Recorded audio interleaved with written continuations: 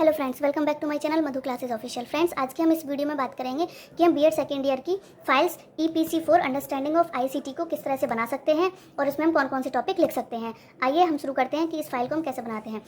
ये जो फाइल है ये CCS यूनिवर्सिटी के बेस्ड है। ये मैं आपको पिछली वीडियो में भी बता चुकी हूँ और इससे पहले मैंने एक नॉलेज करिकुलम की फाइल्स के बारे में डिस्कस करा है, जिसका लिंक मैंने डिस्क्रिप्शन बॉक्स में दे दिया है, आप जाकर वहाँ से देख सकते हैं। और जो भी मैंने फाइल्स के बारे में डिस्कस कर रही हूँ वो CCS यूनिवर्सिटी के बेस्ड पर कर रही हूँ, इसीलिए आप किसी और यूनिवर्सिटी की फाइल इसे कॉपी करके ना बनाएं। इसीलिए अब हम शुरू करते हैं understanding of ICT. ICT means information communication technology. Okay, अब हम देखते हैं इसमें कैसे बना सकते हैं। देखिए, सबसे पहले हमारा पेज आता है इंडेक्स का। इंडेक्स में हम इसके अंदर जो जो टॉपिक लिखते हैं हम उसके बारे में हम लिख सकते हैं। या तो आपको कोई टॉपिक जो है आपके प्रोफेसर लॉन्च करेंगे, अगर नहीं है तो आप ये टॉपिक लिख सकते हैं। अब देखिए, सबसे पहले हम क्या लिखेंगे, हमें आईसीटी की फाइल बनानी है, इसीलिए सबसे पहले हम आईसीटी का इंट्रोडक्शन लिखेंगे कि आईसीटी हमें कहाँ मिली, कैसे हुई, इसका संचालन कैसे हुआ, ये इसमें कौन कौन सी प्रतिष्ठाएं होती हैं, इसमें कौन कौन से प्रदर्शनकारी होते हैं, ये सारे हमें इसमें इंट्रोडक्शन में लिखेंगे। उसके बाद में इसकी डेफिनेशन ऑफ आईसीटी की क्या डेफिनेशन होती है, डेफिनेशन लिखते हैं। आप इस आईसीटी की फाइल ही एक ऐसी फाइल है जिसमें आप हिंदी और इंग्लिश दोनों में लिख सकते हैं, या वो हिंदी मीडियम का हो या फिर वो इंग्लिश मीडियम का हो। इसे आप दोनों कॉमन भाषा में बना सकते हैं। अदरवाइज और कोई फाइल ऐसी नहीं है जिसमें अगर तुम हिंदी मीडियम में हो तो वो हिंदी में ही बनाएगा, इंग्लिश मीडियम के हो तो वो इंग्लिश में ही बनाएगा। ये एक आईसीटी की फाइल ही एक ऐसी है जिसे आप दोनों लैंग्वेज में बना सकते हैं, चाहे वो किसी भी मीडियम का हो। इसलिए पहले इसमें डेफिनेशन लिखेंगे। इसमें देखिए डेफिनेशन यहाँ इंग्लिश में लिख दी है, फिर हिंदी में लिख दी है। ठीक है, ये जॉर्ज डेवे ने दी हुई डेफिनेशन है, ये CJ बार्डन ने दी हुई डेफिनेशन है। यहाँ पे अब हमने डेफिनेशन लिख दिया आईसीटी की। उसके बाद में ये देखिए मीनिंग ऑफ आईसीटी का अर्थ क्या है, ये हमने यहाँ पे आईसीटी का अर्थ लिख दिया है। ये आईसीटी की पूरा नाम है, उसकी फुल फॉर्म है आईसीटी की, इंफॉर्मेशन एंड कम्युनिकेशन टेक्नोलॉजी, और ये इसका अर्थ लिख दिया है। उसके बाद में है origin and development of ITC का ओरिजिन और डेवलपमेंट कहाँ हुआ, विकास कहाँ हुआ, वो सारे हमने इसमें पूरी नॉलेज लिख दी है। ये लिखना है। ये देखिए कहाँ हुई, कैसे हुई, क्योंकि इसका 1950 में USA में हुआ, इसकी टेक्नोलॉजी कैसे विकसित हुई, इसको इन्फॉर्मेशन साइंस ने कैसे प्रतिपादित किया, सब लिखना है। अब लिखते हैं यूसीजी ऑफ आईसीटी। यहाँ ये यूसीजी का आईसीटी है, यहाँ मैंने 6 पॉइंट लिखे हैं, आप चाहें तो और भी पॉइंट बढ़ा सकते हैं। ये यूसेज ऑफ आईसीटी के लिखे हैं। अब कहते हैं usages of radio audio media in scripted writing story taking. इसमें यह है रेडियो ऑडियो मीडिया का क्या यूज़ है स्क्रिप्टेड राइटिंग में और स्टोरी टेकिंग में, ये हमने पूरा यहाँ पे लिखा है। उसके बाद में यूजेज ऑफ टीवी का क्या यूज़ है, वीडियो इन एजुकेशन में वीडियो का क्या रोल है, ये सारी चीज़ें हमने यहाँ लिखी हैं। फिर आता है use of newspaper in education में न्यूज़पेपर का क्या रोल है, ये सारा लिखा है। और देखिए यहाँ पे ये थोड़ा सा मैंने क्लिप भी यहाँ पे चिपका दी है, इससे ना फाइल थोड़ी अट्रैक्टिव बनती है और थोड़ा देखने में अच्छी लगती है। ठीक है, इसीलिए देखो आप चाहें कोई भी एक क्लिप न्यूज़पेपर की लगा के यहाँ लगा सकते हैं, और भी डिफरेंट क्लिप लगा सकते हैं। अब देखिए हिस्ट्री ऑफ न्यूज़पेपर की क्या हिस्ट्री है वो यहाँ लिखिए। मैंने तो इतना ही लिखा है, आप चाहें तो इसमें और भी हिस्ट्री लिख सकते हैं, गूगल से नेट से सर्च करके यहाँ और भी हिस्ट्री लिख सकते हैं। अब इसकी न्यूज़पेपर की विशेषताएं हैं, ये सावधानियाँ हैं। ठीक है, उसके बाद में वर्कशॉप ऑफ आईसीटी। आपके कुछ कॉलेज में वर्कशॉप होगी आईसीटी की, जो आपको यहाँ पे लिखना है कि आपको उससे क्या एक्सपीरियंस मिला और उसकी वर्कशॉप की डेट क्या थी, उसको किसने ऑर्गेनाइज करा और इसमें किसने तुम्हारी हेल्प करी, वो सारी यहाँ पे वर्कशॉप लिखनी है। वर्कशॉप के बारे में यहाँ पे तुम्हें लिखना है, वो तुम्हारे कॉलेज में होगी तो वहाँ पे डेट लिख देना है, यहाँ वर्कशॉप और किसने ऑर्गेनाइज करी, किसने उसमें हेल्प करी, वो सारी यहाँ पे लिखना है। फिर आप चाहो तो यहाँ नीचे फीडबैक भी लिख सकते हो कि उसका क्या फीडबैक मिला, या आप एक्सपीरियंस लिख सकते हो कि उसमें आपको क्या एक्सपीरियंस मिला। अब आता है कंप्यूटर के बारे में देखते हैं। यहाँ कंप्यूटर का मीनिंग ऑफ कंप्यूटर लिखना होता है, डेफिनेशन ऑफ कंप्यूटर। ये देखिए यहाँ पे डेफिनेशन ऑफ कंप्यूटर है, computer meaning of computer.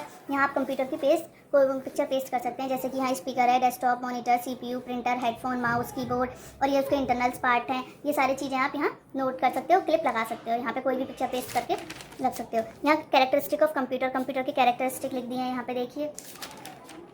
Importance of computer की importance, full form of computer की full form, type of computer कितने टाइप्स के होते हैं, ये सब यहाँ पे लिख दिए हैं।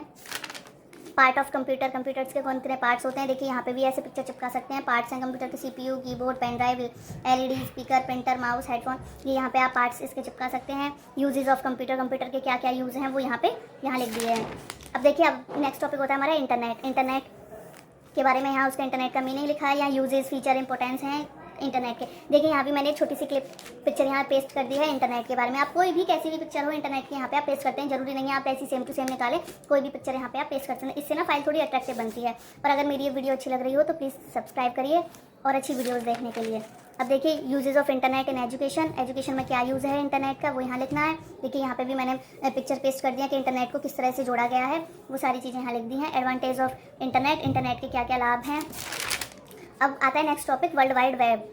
ठीक है, www की ये यहाँ पे मीनिंग है, थोड़ा सा हिस्ट्री है थोड़ी सी इसकी, यहाँ इसकी फुल फॉर्म लिख दी है, ये थोड़ा सा एक पिक्चर पेस्ट है कर दिया, ये कैरेक्टरिस्टिक करी है फिर वर्ल्ड वाइड वेब की, ये यहाँ कैरेक्टरिस्टिक लिख दिया, मैंने तो 5 ही लिखी है, आप चाहें तो और भी बढ़ा सकते हैं।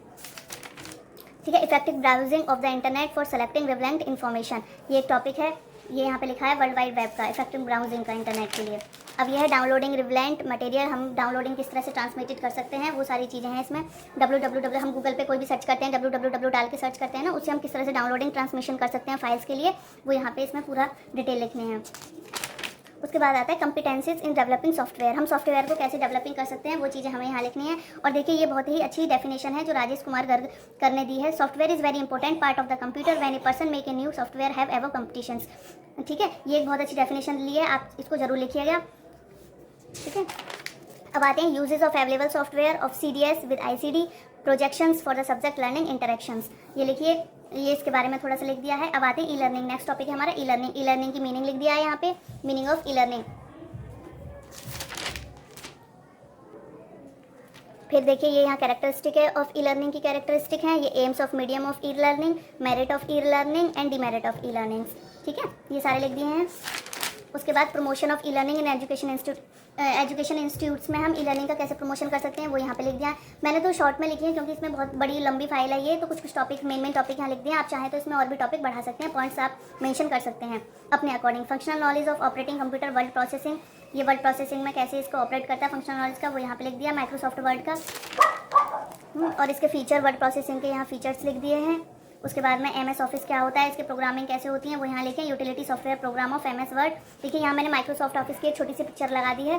ठीक है, आप ऐसे ही पिक्चर पेस्ट कर सकते हैं कोई भी। ये MS ऑफिस के बारे में यहाँ लिख दिया है थोड़ा सा।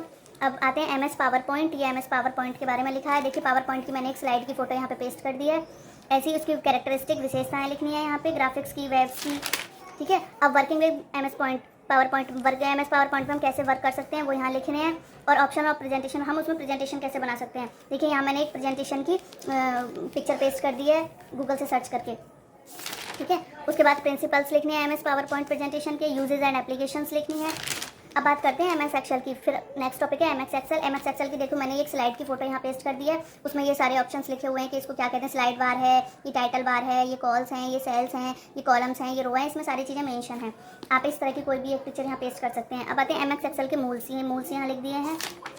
और features and function of MS Excel, ये फीचर्स हैं MS एक्सेल्स के। देखिए ये स्लाइड मैंने एक और पेस्ट कर दिया यहाँ, ये इसके कुछ फंक्शंस फीचर्स हैं। ठीक है, उसके बाद हमारी ये फाइल्स खत्म होती है यहाँ पे।